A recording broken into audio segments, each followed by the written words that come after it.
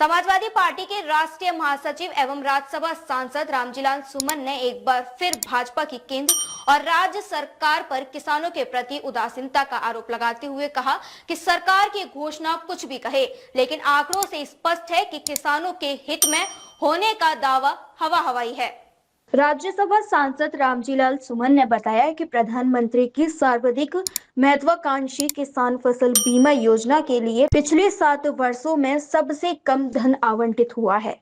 पिछले वर्ष 2024 से 25 में आवंटित 15,864 करोड़ रुपए के सापेक्ष इस वर्ष 2025 से 2026 में यह धनराशि मात्र 12,282 करोड़ रुपए आवंटित की गई है, जो पिछले साल की तुलना में 30% कम है। प्रधानमंत्री द्वारा यह योजना फरवरी 2016 से प्रारंभ की गई थी। किसानों द्वारा भी इस योजना में महाभंग होने का प्रमुख कारण यह है कि प्रधानमंत्री फसल बीमा योजना के तहत किसानों को फसल क्षति दावे का भुगतान अत्यंत विलंब से होता है। किसानों को नई तकनीकी के नाम पर हमारे देश में 721 कृषि विज्ञान केंद्र हैं, लेकिन जो शोध इन केंद्रों में हो रहे हैं वह जमीन पर कहीं दिखाई नहीं देते, जिस कारण उन्हें कहीं भी लाभ नहीं मिल रहा है।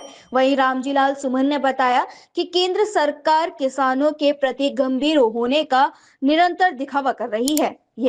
यहाँ यह भी स्पष्ट है कि सरकार ने मात्र 23 राज्यों में ही यह योजना लागू की है। शेष राज्य इस योजना से वंचित है।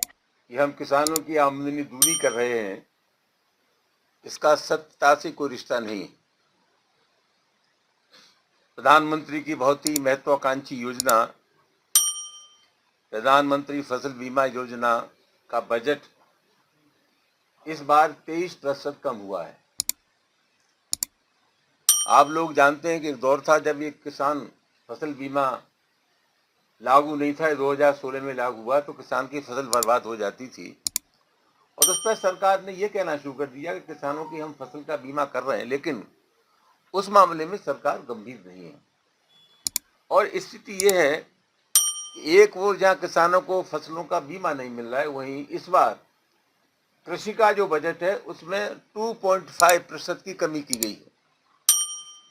सबसे महत्वपूर्ण बात यह है कि कृषि के लिए कितना बजट आवंटित हुआ एक अलग सवाल है, उससे महत्वपूर्ण सवाल यह है कि कृषि के लिए जो है ना आवंटित हुआ था उसका कितना खर्चा हमने किया।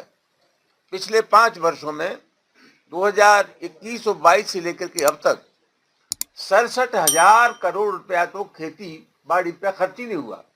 कुल मिलाकर के 5 वर्षों में कृषि के लिए जो धन आवंटित हुआ था उसका 67,000 करोड़ रुपया खर्च नहीं हुआ। इसका सीधा मतलब यह कि ये सरकार किसानों की समस्याओं के प्रति गंभीर नहीं है।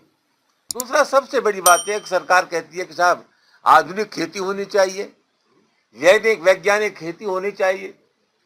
हमारे देश में 721 कृषि विज्ञान केंद्र हैं, लेकिन अफसोस की बात यह है कि कृषि के क्षेत्र में जो शोध हो रहे हैं वो शोध सिर्फ प्रयोगशालाओं तक सीमित हैं। वो शोध जमीन पर कहीं नहीं उतर रहे हैं जिससे किसान वैज्ञानिक पद्धति से अपनी खेती करना शुरू करें। आज सबसे बड़ा सवाल है, अभी उत्तर प्रदेश की सरकार का बजट आया। पहले जो आवारा पशु थे, जो गौशाला में बंद कर दिए जाते थे, उनके लिए 30 रुपया प्रति पशु चारे के लिए आता था। अब वो राशि बढ़ाकर कर दिए 50 रुपया। मैं पूछना चाहता हूं सरकार से, किस गलत फहमी के शिकार है? 50 रुपया प्रति पशु के हिसाब से किस पशु का पेट भरा जा सकता है? तो 2 ही बातें हैं।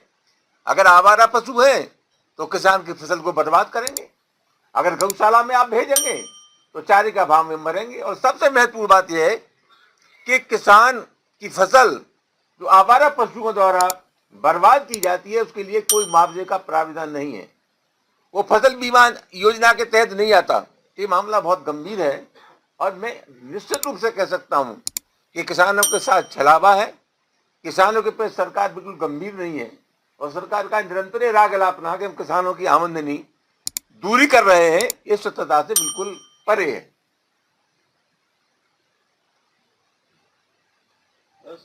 तो क्या दिक्कत है? हम चाहते हैं, सरकार अगर चाहती है तो गणना कराए। हम तो पशु गणना की बात कर रहे हैं, हम तो जनसंख्या की गणना की बात कर रहे हैं, जिससे निश्चित हो जाए कि इस देश में कितने प्रतिशत कौन लोग हैं। सरकार जो योजनाएं बनाती है, अगर सरकार के पास ये आंकड़े नहीं है कि किस वर्ग के कितने लोग हमारे देश में रहते हैं, तो जो कल्याणकारी योजनाएं बनती हैं उन योजनाओं का लाभ उन वर्गों तक नहीं पहुंच सकता जिनके लिए योजनाएं बनती हैं। डीजी महाराजा न्यूज के लिए मोहम्मद साजिद की रिपोर्ट।